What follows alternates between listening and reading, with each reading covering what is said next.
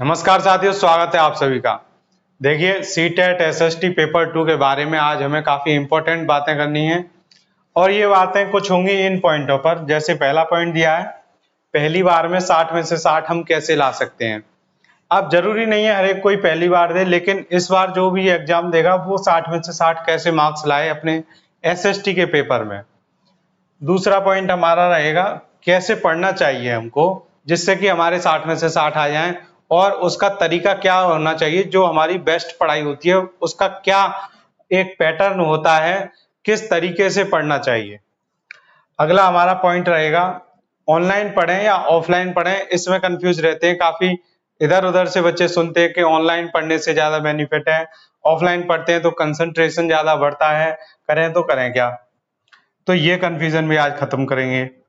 अगला पॉइंट हमारा लास्ट है कि जब हम पढ़ लेते हैं, कुछ भी याद कर लेते हैं, तो उसको याद रखें कैसे। बच्चे रिवीजन कर, इतना तो टाइम होता नहीं है कि उसका रिवीजन ही करते रहे। वो उसको याद करेंगे और अगले 15 दिन में भूल जाएंगे, नया याद हो जाएगा और पुराना क्या होगा, दिमाग से निकल जाता है। तो आज इन 4 मेन पॉइंट पर हम बात करने वाले हैं। इन चारों पॉइंट को अगर हमने समझ लिया तो हमारे सीटेट में जो एसएसटी का पेपर है उसमें आसानी से 60 में से 60 मार्क्स हम ला सकते हैं।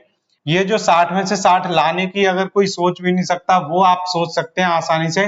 आपके इन 60 में से 60 के सारे क्वेश्चन सही होने की संभावना बढ़ जाएगी। अब बात करते हैं हमारी आज की वीडियो पर, स्टार्ट करते हैं।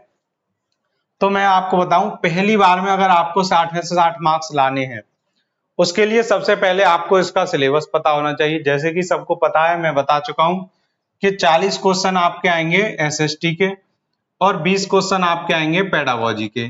अब बच्चे कंफ्यूजन में रहते हैं कि ये पेडागोजी कहाँ से पढ़े। एसएसटी के तो सबको पता है एनसीईआरटी की बुक से ही आते हैं। 20 क्वेश्चन ये जो पेडागोजी के हैं, अभी तक इतने पेपर हो चुके हैं सीटेट के जो कि आपके लिए काफी हैं, और उसके अलावा एक भी क्वेश्चन बाहर नहीं जाएगा वहां से। तो सीटेट के जितने भी पीवाईक्यू हैं, अगर आप उनसे डेली 20-20 क्वेश्चन पढ़ते हो, डेली 20-20 क्वेश्चन, तो अब भी बहुत सारे क्वेश्चन हो जाएंगे आपके।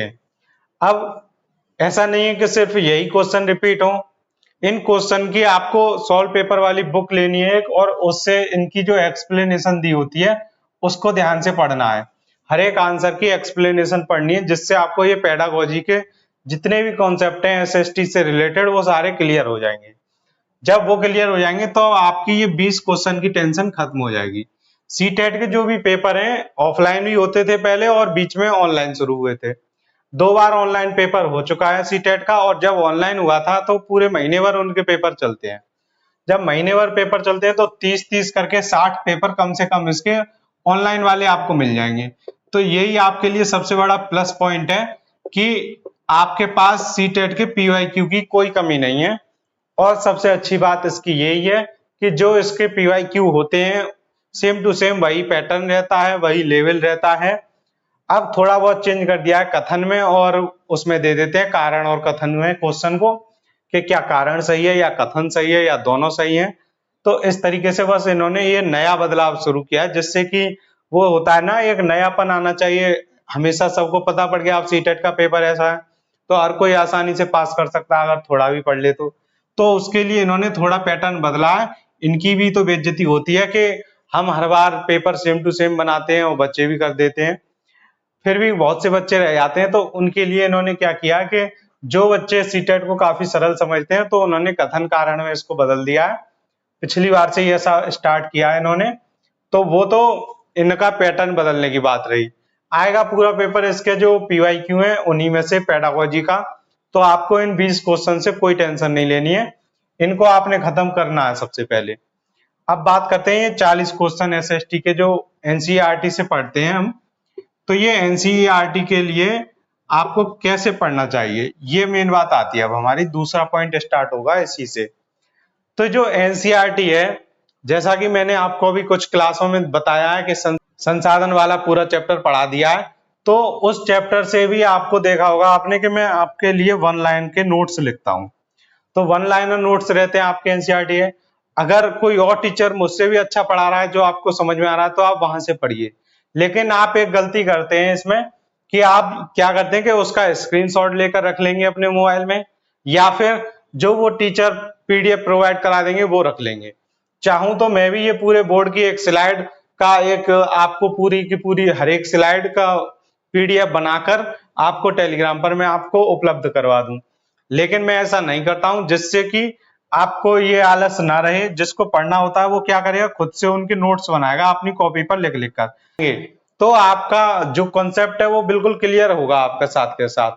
अगर आप अपने ही हैंडराइटिंग से नहीं पढ़ेंगे तो आपको थोड़े टाइम बाद जल्दी से जल्दी आप उसको भूल जाएंगे और कम समय तक उसको याद रख पाएंगे।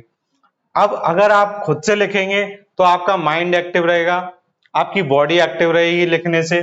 तो अगर हम जितना ज्यादा एक्टिव रहते हैं उतना ही ज्यादा हमें अच्छे से याद होता है। जैसे कि अगर हम वीडियो से पढ़ते हैं तो वीडियो से पढ़ने पर क्या होता है, हमारे कान ईयर चालू रहते हैं हमारे, और हमारी आई चालू रहती है, इसलिए हमको वीडियो की चीज जल्दी याद होती है, जल्दी समझ में आती है। ऐसे ही जब आप लिखोगे तो आपकी आंखें, आपके हाथ और आपका दिमाग, ये तीनों चीजें एक्टिव रहेंगी, और जब इनका कॉम्बिनेशन आपके लिखने से ही बनेगा तो आपको वो चीज ज्यादा समय तक याद रहेगी। अब बात आती है ऑनलाइन पढ़ें या ऑफलाइन। तो मैंने आपको बताया था कि आपको ऑनलाइन पढ़ना है, जैसा कि अभी मैंने बताया है कि वीडियो से आप समझेंगे, कानों से आप सुनेंगे, आंखों से देखेंगे, तो आपको जल्दी समझ में आएगा, जल्दी कॉन्सेप्ट क्लियर होगा। अब आपको दोनों तरीके से पढ़ना है, जितनी भी टेक्नोलॉजी होती है उसका आपको इस्तेमाल करना है पॉजिटिव। अगर आप टेक्नोलॉजी का इस्तेमाल करने की जगह उसका दुरुपयोग करने लग गए तो वो आपके लिए नुकसान पहुंचाएगी। दुरुपयोग क्या होता है, काफी बच्चे सिर्फ और सिर्फ ऑनलाइन पढ़ना चाहते हैं, पीडीएफ में ले उससे नोट्स बना लिए कि हमारे पास सारी पीडीएफ रखी हैं, उसके जो स्क्रीनशॉट लेके रख लेते हैं वीडियो के कि हमारे पास सब स्क्रीनशॉट रखे हैं।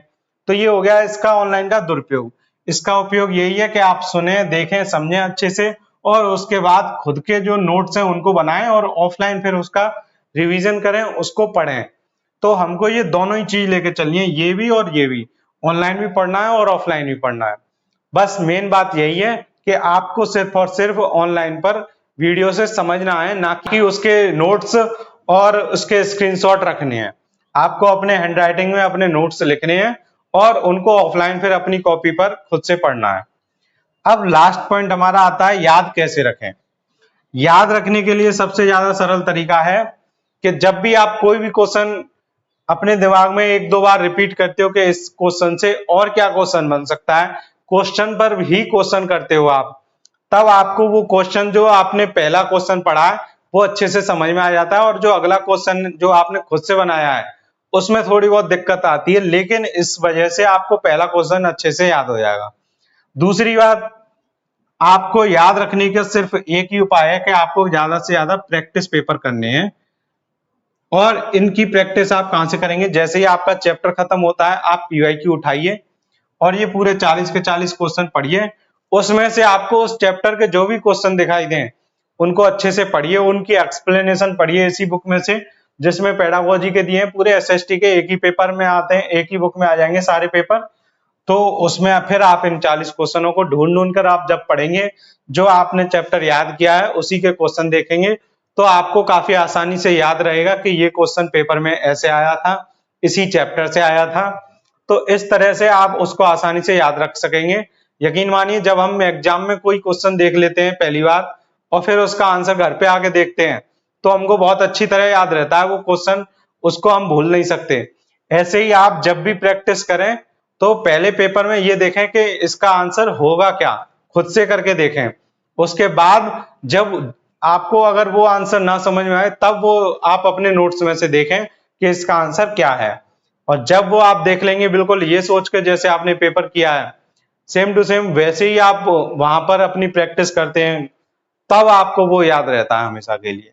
अब दूसरी बात ये और आती है कि जब आप पेपर जैसी फीलिंग लाएंगे कैसे, तो उसके लिए आपको क्या करना है, जो एसएसटी के अगर 60 क्वेश्चन है तो इन 60 क्वेश्चनों को आपको 30 से 40 मिनट में खत्म करना है। और इसके लिए आपको क्या करना है, एक ओएमआर शीट लेनी है और उस पर गोले भरते जाना है। तो आप जल्दी से जल्दी अपना सिलेबस खत्म करें, पहले ऐसे क्वेश्चन करें, जो जो आपका चैप्टर होता जा रहा है उनसे क्वेश्चन को ढूंढ करके इस चैप्टर में से कौन कौन से क्वेश्चन आए हैं, फिर उसके बाद पूरे 60 के 60 क्वेश्चन आप पढ़ने की कोशिश करें। ऐसे करके आपको एसएसटी बहुत इजी लगेगी और आपके 60 में से 60 मार्क्स आएंगे। तो मिलते हैं आपसे अगली वीडियो में। धन्यवाद।